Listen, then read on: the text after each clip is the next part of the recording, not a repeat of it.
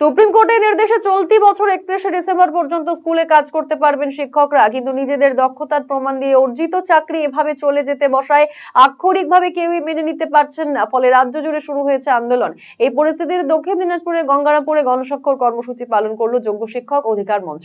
শুক্রবার গঙ্গারামপুর বাসস্ট্যান্ড এলাকায় এই দিনের এই কর্মসূচির আয়োজন করা হয়।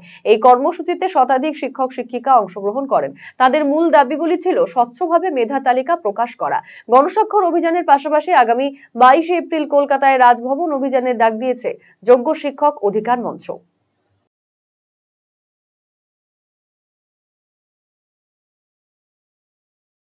এটা আমাদের যোগ্য শিক্ষক অধিকার মঞ্চ, অর্থাৎ 2016 প্যানেলভুক্ত যারা শিক্ষক ছিলেন এবং যারা যোগ্য, যাদের বিরুদ্ধে কোনো রকম দুর্নীতির অভিযোগ নেই, সেই শিক্ষক যারা আছি আমরা, তাদের তরফ থেকে এখানে একটা গণস্বাক্ষর কর্মসূচি নেওয়া হচ্ছে এবং এই গণস্বাক্ষর সংগ্রহ করার পরে আমরা 22 তারিখ কলকাতার রাজভবন অভিযান করব। এবং একটাই আমাদের উদ্দেশ্য যে আমরা যারা যোগ্য এবং পরীক্ষার মাধ্যমে চাকরি পেয়েছি তারা যেন সসম্মানে চাকরিটা আমরা করতে পারি এবং ফিরে পাই, এবং এর পাশাপাশি স্থায়ীভাবে যেন আমরা আমাদের 8 মাসের, গতকাল সর্বোচ্চ আদালতে একটা রায় হয়েছে আমরা 8 মাস স্কুল যেতে পারবো।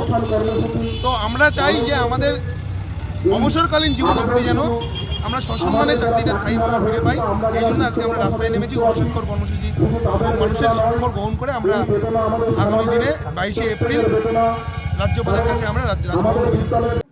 রায়গঞ্জবাসীদের জন্য সুখবর, যারা দীর্ঘদিন ধরে পেটের সমস্যায় ভুগছেন তাদের জন্য রায়গঞ্জ দিশারিতে আসছেন ব্যাঙ্গালোরের প্রখ্যাত গ্যাস্ট্রোএন্টারোলজিস্ট ডাক্তার ইরশাদ আলী HMD DNB। এখন থেকে প্রতি মাসে নির্দিষ্ট দিনে ডাক্তারবাবুকে দেখাতে আজই যোগাযোগ করুন দিশারি হেলথ কেয়ার, উকিলপাড়া রায়গঞ্জ শাখায়।